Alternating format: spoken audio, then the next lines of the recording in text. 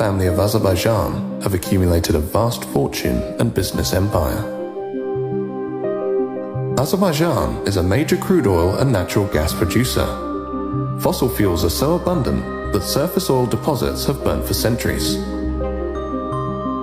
The UK is the largest foreign investor in Azerbaijan, making up over half of all foreign investment. The Aliyev family is the richest family in Azerbaijan. They came to power in 1993 when Heydar Aliyev, a former KGB general and Secretary General of Azerbaijan Soviet Republic, orchestrated a coup. In 1993, Heydar Aliyev seized power in a coup. Shortly before Heydar Aliyev's death, his son, Ilham Aliyev, took over as president and has remained in power ever since. BP arrived in Azerbaijan in 1992, and after the coup, signed a secret deal with the new president. Today, BP is the largest foreign oil company in Azerbaijan. The political opposition has always said that British Petroleum was responsible for the state coup. They brought Heydar Aliyev to power. I remember in 1993, during that difficult electoral and coup period, the British private security companies were doing something in Azerbaijan. Maybe they came to protect someone high-level officials of British Petroleum, or maybe they came to help protect members of the Aliyev family. We don't know. Nobody knows what is in this contract between British Petroleum and Aliyev. It's like biggest state secret in Azerbaijan. On its website, BP calls this contract the contract for the new century. The Aliyev family have vast business interests in Azerbaijan. Who is the owner of 5 biggest commercial banks in Azerbaijan? It's the Aliyev family. Who is the owner of the biggest private transportation company? It's the Aliyev family. Who is the owner of the biggest 5-star hotel networks in Azerbaijan? Again, it's the Aliyev family. They privatized the state's biggest banks, and after they made themselves owner of these banks, they start using these banks to launder money.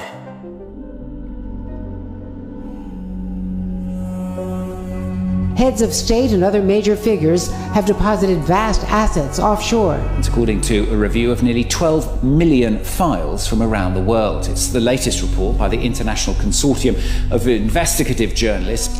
The Pandora Papers expose a London property empire worth nearly $700 million amassed by the ruling family of Azerbaijan. So one of the properties that we looked at was on Conduit Street in central London. This property was bought in 2009 by a company owned by one of the associates of the presidency of Azerbaijan. And then this property was basically sold shortly after that to the daughter, who was 19 at the time, Arzu Aliyeva, and eventually it was sold to the Crown Estate, which is, owned by Queen Elizabeth II. The Aliyevs made a profit of £31 million. There was another property in Mayfair, Maddox Street, which was transferred to Heydar Aliyev. He was the 11-year-old son of the president of Azerbaijan. So, overnight, the tenants started paying their rent to an 11-year-old boy. In Kensington, there was a cluster of properties in one development called Thornwood Gardens. Over here in Holborn, there was a hotel. When the Italian newspaper La Repubblica asked Ilham Aliyev about the Pandora Papers revelations, he replied, "Some forces in the West try to use these kind of insinuations or half-truths in order to discredit the image of Azerbaijan and undermine Azerbaijan's position. They want to accuse us. They want to subordinate us. They want to impose their will on us. And I say, no. I will defend Azerbaijan, its sovereignty, its independence, its choice until the end of my life. And all these kind of dirty stories mean nothing to me and to the people of Azerbaijan."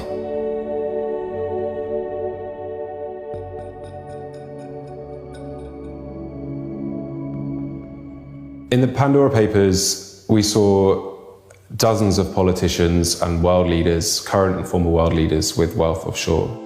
Offshore service providers are supposed to conduct enhanced due diligence and really scrutinize the sources of wealth of the politically connected people that they provide services to.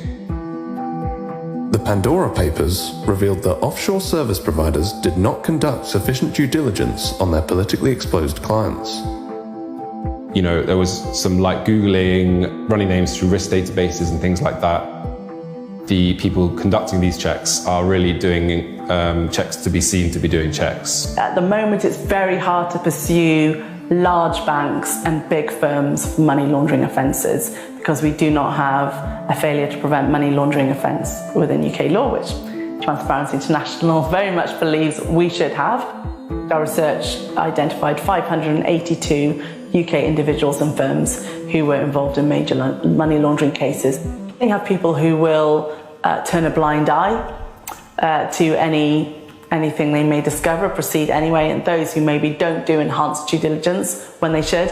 You will find individuals and firms that will actually deliberately go out to try and get the services of those who are potentially involved in corruption and criminality because it's big business, it's big money. There are 84,000 UK properties that are owned anonymously. Now, of course, some of those will be owned with the legitimate money, but it's quite possible that a lot will be owned with suspicious funds. Baku, the capital of Azerbaijan, is an unusual place. It is not just the prevalence of stray cats that make it unusual, because even more prevalent than cats are police and security officials. There is a security official on every street, on every corner, even underneath bridges. Ornate parks of marble and sandstone are scattered throughout the city. Only in the suburbs and on the edges of Baku is the fairy tale confronted by reality. In 2005, Azerbaijan signed the UN Convention Against Corruption. One of the requirements of that treaty was to who were involved in major money laundering cases. We have people who will turn a blind eye to anything they may discover, proceed anyway, and those who maybe don't do enhanced due diligence when they should. You will find individuals and firms that will actually deliberately go out to try and get the services of those who are potentially involved in corruption and criminality because it's big business, it's big money. There are 84,000 UK properties that are owned anonymously. Now, of course, some of those will be owned with the legitimate money, but it's quite possible that a lot will be owned with suspicious funds. Baku, the capital of Azerbaijan, is an unusual place. It is not just the prevalence of stray cats that make it unusual, because even more prevalent than cats are police and security officials. There is a security official on every street, on every corner, even underneath bridges. Ornate parks of marble and sandstone are scattered throughout the city. Only in the suburbs and on the edges of Baku is the fairy tale confronted by reality. In 2005, Azerbaijan signed the UN Convention Against Corruption. One of the requirements of that treaty was to implement financial declaration for all state officials. Parliaments ratified that treaty. Yet, until today, 17 years later, nobody is declaring their wealth. The first journalist who exposed the huge corruption in the government was killed at the front door of his house. After that, we saw that all journalists who spoke about stolen assets, they have a problem. They are put in jail. Their lives become extremely difficult. They are prosecuted, they are blackmailed with private family issues.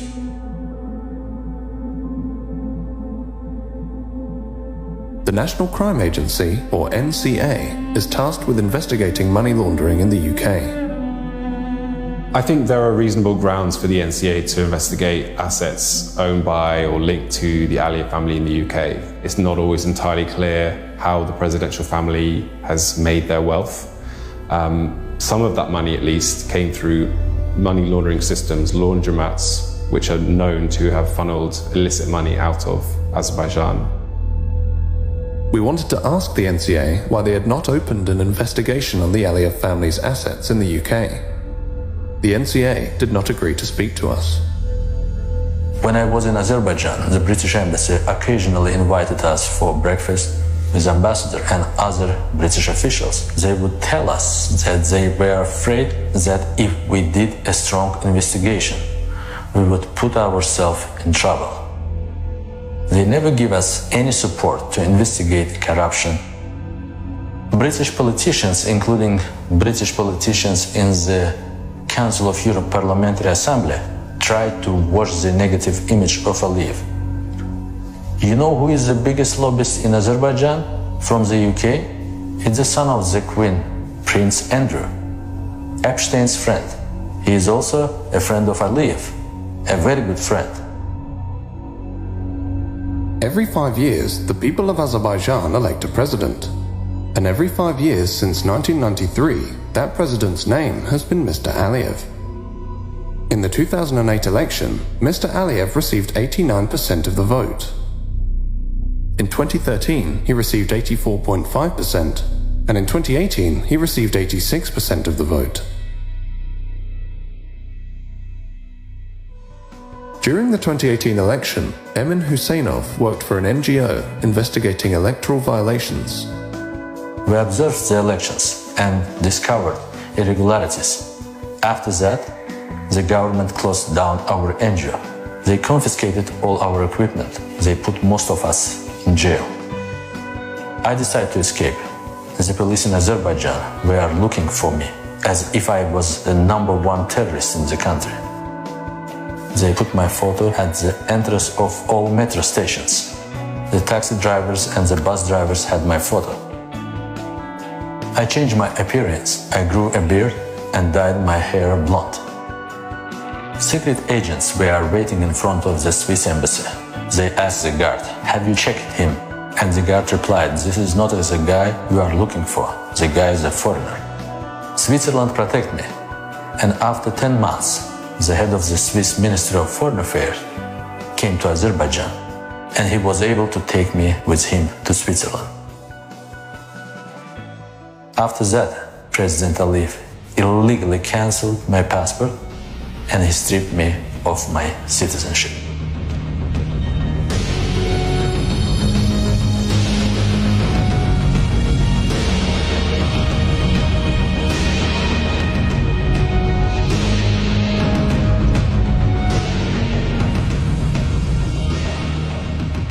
The Aliyev family's love of London property and use of offshore financial secrecy to hide their wealth is mirrored by another political dynasty of the developing world, the Sharifs of Pakistan. The Prime Minister of Pakistan has been disqualified from office. The court also disqualified the country's finance minister, Ishaq Dar. This verdict was unanimous. All the 5 judges declared that Prime Minister Nawaz Sharif is not an honest and sagacious person, and hence he should be disqualified. Nawaz Sharif is the 3 times elected Prime Minister of Pakistan. During his premiership in the 90s, Nawaz Sharif privatized many state-owned industries. The privatization policies which were initiated by Mr. Nawaz Sharif during his stints as Prime Minister during the 90s, that is the start of corruption, where a lot of state holdings, they were portrayed as if they are making losses, and then they were handed out to different political backers of Nawaz Sharif, his friends and his business associates. The government of Nawaz Sharif then passed a law that the tax authorities in Pakistan could not question the origin of money that entered Pakistan from abroad. One thing which we need to remember, and this is very, very important. When you're in the power, you can make laws according to your will. You can actually manipulate the system. You can bribe the people. You can get cuts from wherever you want. And this is what the Sharifs has been doing, and this is what they've been accused over the years. It's a close-knit family affair. In the case of Hudaybiyah paper mill, once you look at the directors and shareholders, it's only the entire Sharif family, the immediate blood relations, and a few cousins who are also mentioned as directors. To look at the shareholding of Ramzan Sugar Mill, that gives you an idea that it is run by Chief Executive Officer Mr. Hamza Shehbaz Sharif. Shehbaz Sharif is a younger brother of Nawaz Sharif. He was the leader of the Punjab Assembly while his brother was Prime Minister. He is accused of laundering tens of millions of dollars through the Ramzan sugar mill, a company owned by the Sharif family. Accounts were opened in the name of these low-level, low-wage employees who do not come into the tax net. Money used to be deposited in those accounts, and finally they used to land in the accounts of either Mr. Hamza Shehbaz Sharif, Mr. Sulaiman Shehbaz Sharif, or Mr. Shehbaz Sharif himself. In fact, these files which you see here, it gives the names, it gives the banking documents, the challans, everything which is mentioned in these, all the banking records, the names of the low-wage employees. Here is one example, look at it. Mr. Masood Anwar, he is depositing this in the name of Mr. Shehbaz Sharif. This is 1.6 million rupees. This was deposited in Habib Bank of Pakistan on 27th April 2017 when Shehbaz Sharif was the Chief Minister. This is another deposit, 13th May 2016, in the name of Mia Muhammad Shehbaz Sharif, an amount of 6,52,451 rupees deposited in an account by Mr. Masood Anwar. 1 crore and 90 lakh rupees being deposited in the account of Mr. Shehbaz Sharif by Masood Anwar. Now, you might ask, who is Masood Anwar? Masood Anwar, according to this investigation by the Federal Investigation Agency, was a low-level employee of Sharif family. Your own family member is the finance minister and your other brother is the prime minister. So then entire banking chain was there to facilitate them. And I was talking to one of the sources in the investigation because once they investigated the bankers as to how it was happening under their nose and why they didn't stop all these activities, they said that people used to come with gunmen into the banks. And one of the female investigators said she was crying a banking official that what we could have done.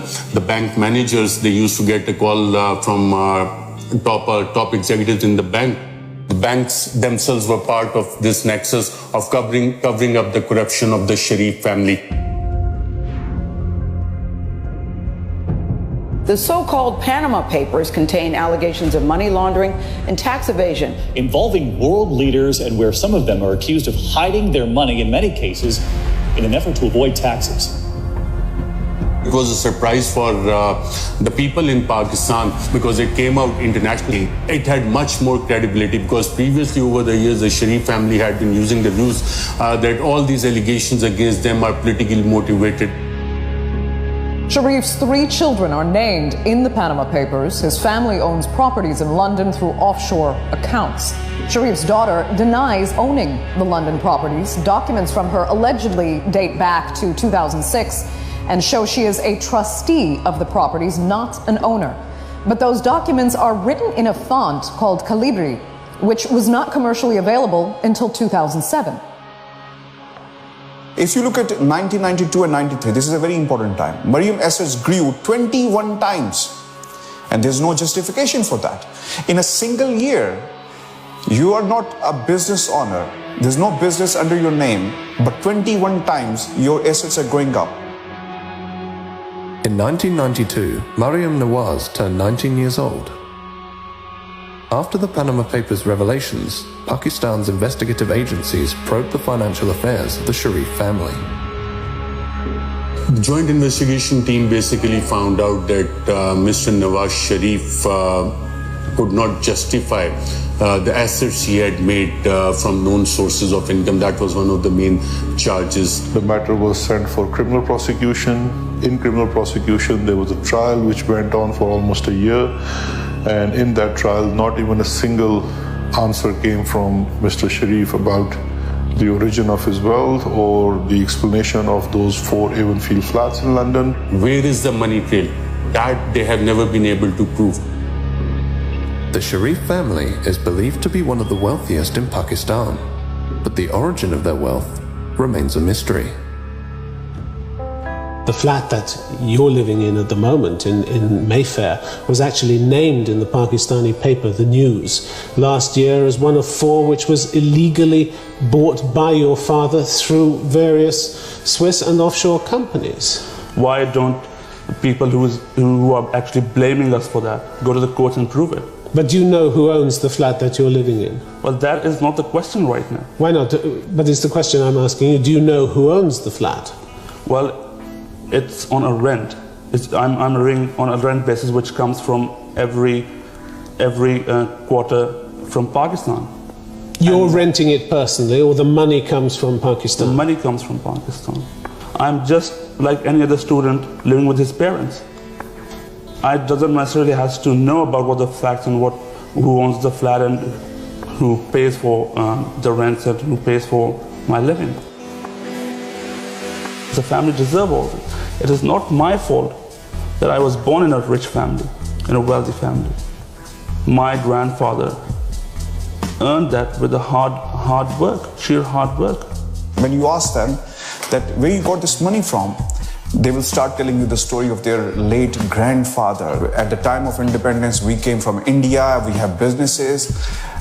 Seriously speaking, there's no business in the world which has no money trail.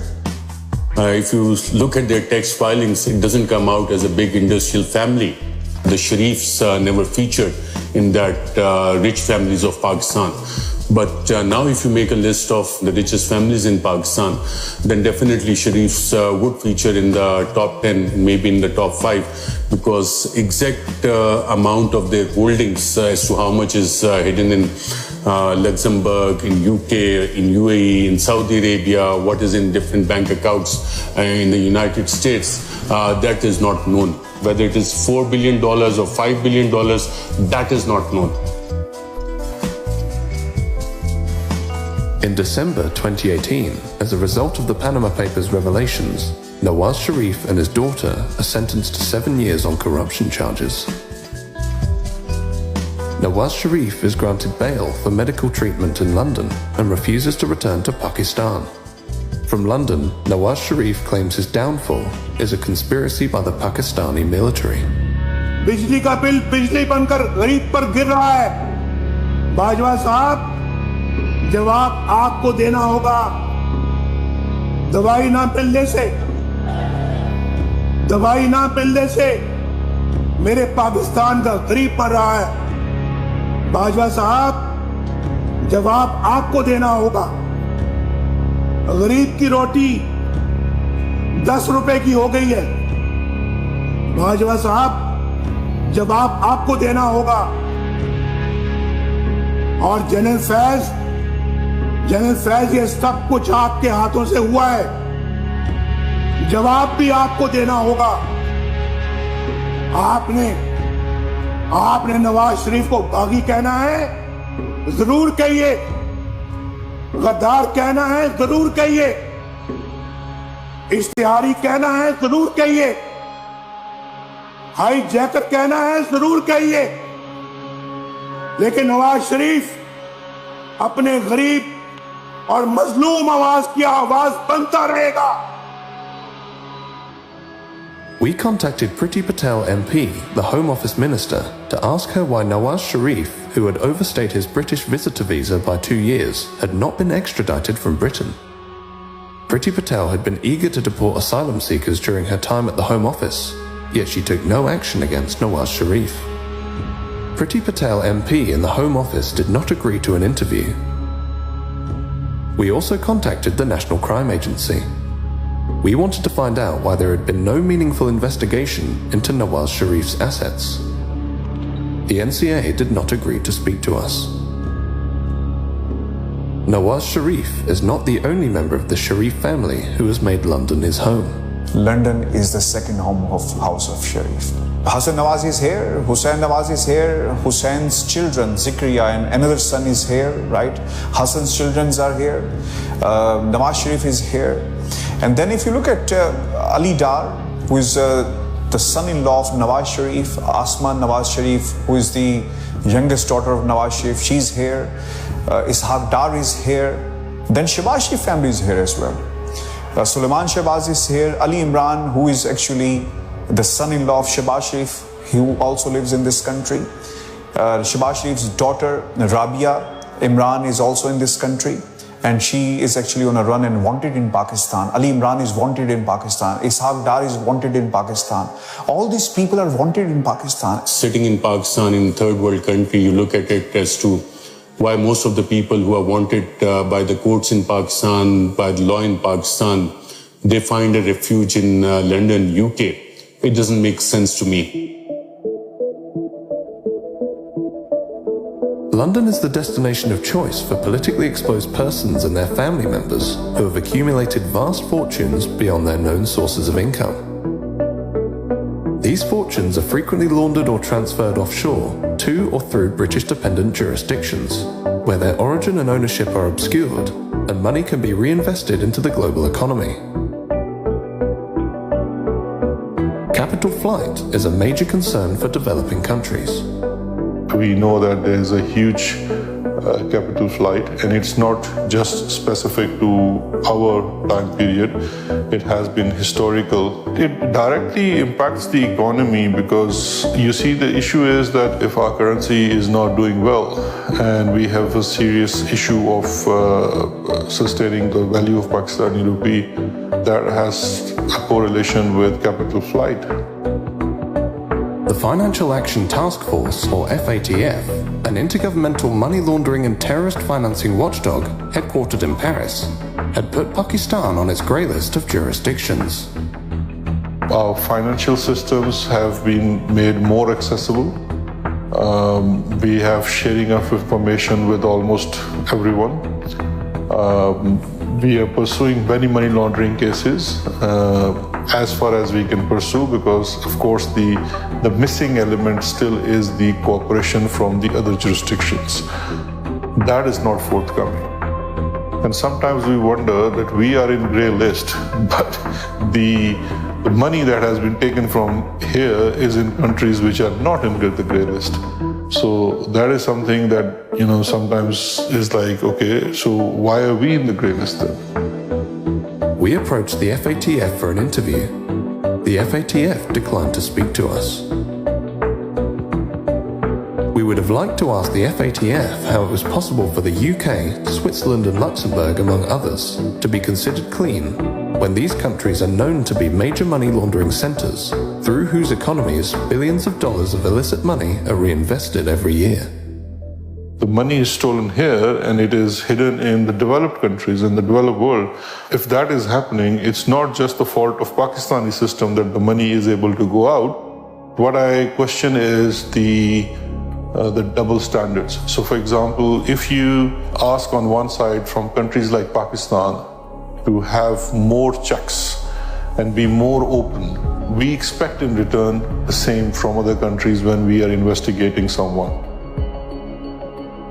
We will write a mutual legal assistance request to, let's say, Switzerland, and we will say that we have information that Mr. A has a bank account in Switzerland in such and such bank. We don't know the branch, we don't know the account number, but he's definitely in the system and his identity, date of birth, everything is shared, and we will seek information. And maybe 1 year or 2 years after, we will receive certain questions from saying, can you identify the branch name, or can you give us the account number? Whereas we have said in our first request, we don't have those. When Pakistan Tehreek-e-Insaf government came into power, we formed an informal arrangement with the UK authorities called Justice and Accountability Initiative, and NCA also set up a small anti-corruption unit within NCA, which was to assist in Pakistan on its request. The Home Office and the NCA, the UK's national crime agency, are responsible for dealing with mutual legal assistance requests by foreign states. Pakistan filed numerous MLA requests in relation to the Sharif family's assets in London. The requests on Sharif families are taking a lot of time. It's taking way too long to take some simple actions like, for example, freezing of assets or investigating the assets or the activities in the UK when people are facing charges or convicted of serious crime in Pakistan. Pakistan did its part. We did our investigation, we did our inquiry, but Has there been any investigation on British side? We don't know. What about the Mayfair flats? What about the whole property portfolio of Hassan Nawaz that has come in Panama Papers? The impression that goes to people is that everyone who commits such crimes or who is involved in corruption ends up in London, living in Mayfair flats.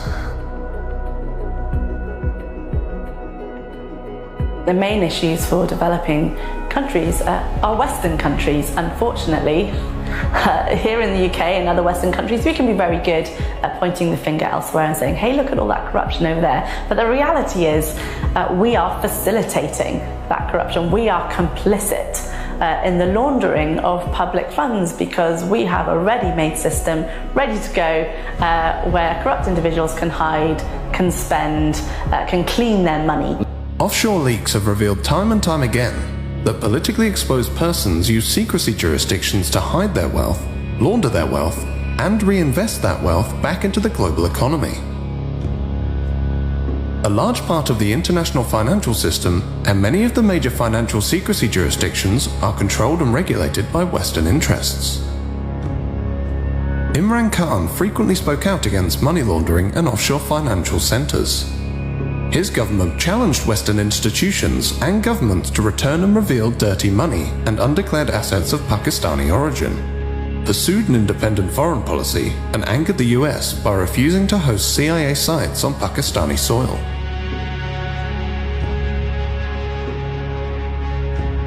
On the 7th of March 2022, the Pakistani ambassador to the US reported in a classified communique that Donald Lu, a senior State Department official, had informed him that Pakistan-US relations could improve only if Imran Khan was removed from power.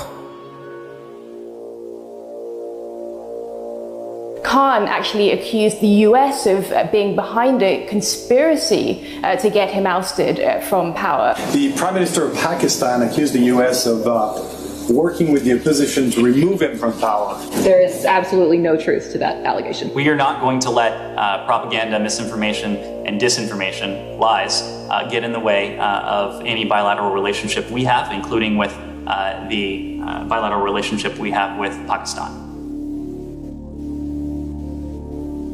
Prime Minister Imran Khan has been ousted from power. Lawmakers elected the opposition leader Shehbaz Sharif as the country's new prime minister.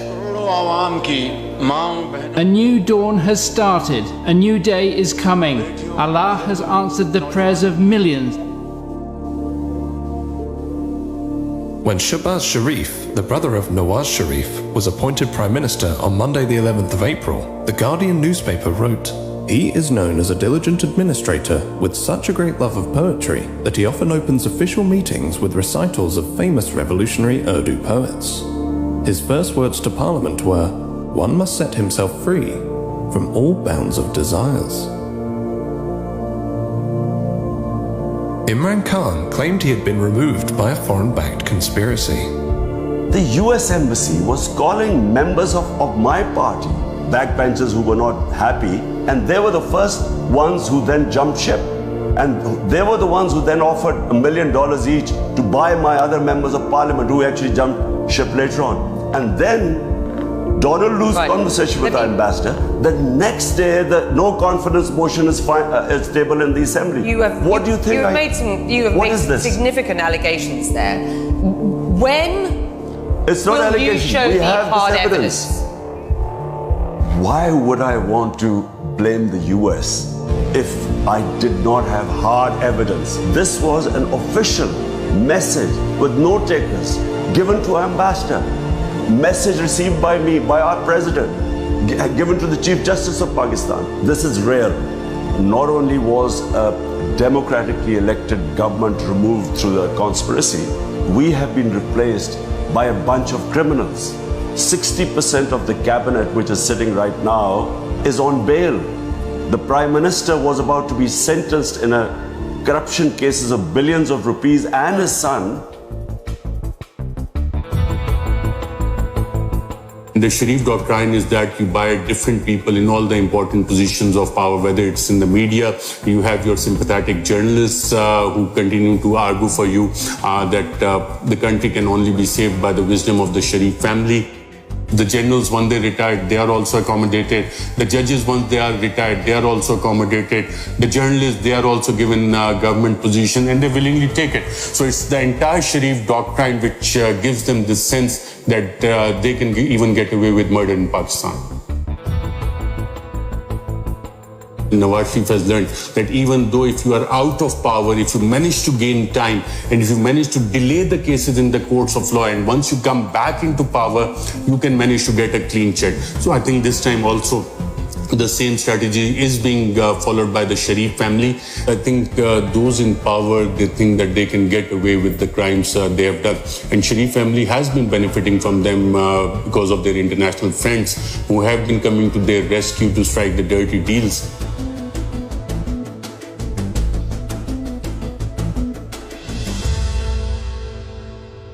Someone once said that to accumulate wealth beyond one's wildest dreams, one must be close to the individuals who make the rules and who enforce those rules.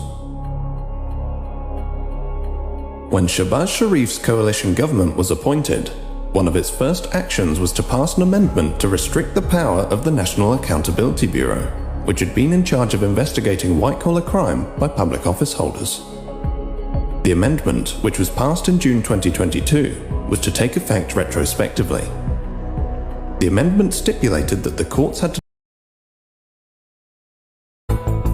The Sharif doctrine is that you buy different people in all the important positions of power, whether it's in the media, you have your sympathetic journalists who continue to argue for you that the country can only be saved by the wisdom of the Sharif family.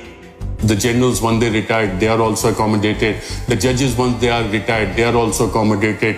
The journalists, they are also given government position and they willingly take it. So it's the entire Sharif doctrine which gives them this sense that they can even get away with murder in Pakistan. Nawaz Sharif has learned that even though if you are out of power, if you manage to gain time and if you manage to delay the cases in the courts of law, and once you come back into power, you can manage to get a clean check. So I think this time also the same strategy is being followed by the Sharif family. I think those in power, they think that they can get away with the crimes they have done. And Sharif family has been benefiting from them because of their international friends who have been coming to their rescue to strike the dirty deals.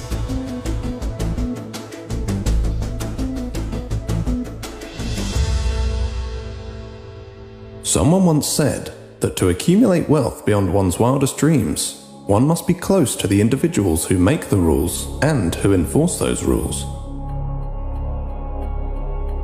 When Shehbaz Sharif's coalition government was appointed, one of its first actions was to pass an amendment to restrict the power of the National Accountability Bureau, which had been in charge of investigating white-collar crime by public office holders. The amendment, which was passed in June 2022, was to take effect retrospectively. The amendment stipulated that the courts had to decide on the outcome of a case within 1 year, and stated that if sufficient evidence was not provided at the time of the arrest, the arresting officer could face 5 years in jail for the filing of a false reference. Dr. Muhammad Rizwan, the 47-year-old chief investigator who presided over the investigation against Shehbaz Sharif and his family in the Ramzan sugar mills case, died of a heart attack on the 9th of May 2022. Another investigator on the same case suffered a heart attack and remains in critical condition. Malik Masood, through whose accounts prosecutors alleged 3.7 billion Pakistani rupees were laundered to various Sharif family members, had been cooperating with investigators when he too suffered a heart attack and died on the 7th of June 2022. The 49-year-old had been a tea-boy at the Ramzan sugar mills, where he drew a salary of approximately $300 per annum for his work at the Sharif family-owned enterprise. According to the Wealth Report, London is the wealth capital of the world, beating New York to the top spot. London is the favoured playground of the world's politically exposed oligarchs and their family members. The Sharif family of Pakistan, the Aliyevs of Azerbaijan, the Kenyatas of Kenya, and many other current and former politically connected families who acquired vast fortunes beyond their known sources of income own billions of pounds of prime London property. London boasts the greatest diversity of international property investors, with people from 45 countries owning properties in London. British dependent jurisdictions continue to offer financial secrecy and tax evasion services. 84,000 properties in the UK are owned anonymously.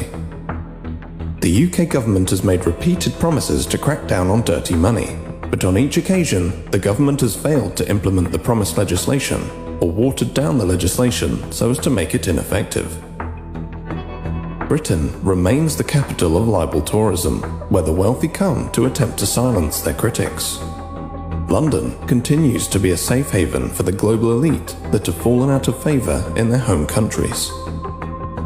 Pakistan under Imran Khan attempted for years to engage with Britain to repatriate laundered money. Many other developing countries have done the same, without success. We approached numerous UK government bodies and ministers for this documentary. Not one agreed to speak to us. The FATF, the Intergovernmental Money Laundering and Terrorist Financing Watchdog, headquartered in Paris, indicated in its first review after the ousting of Imran Khan that Pakistan had met all of the compliance recommendations to be removed from the FATF grey list.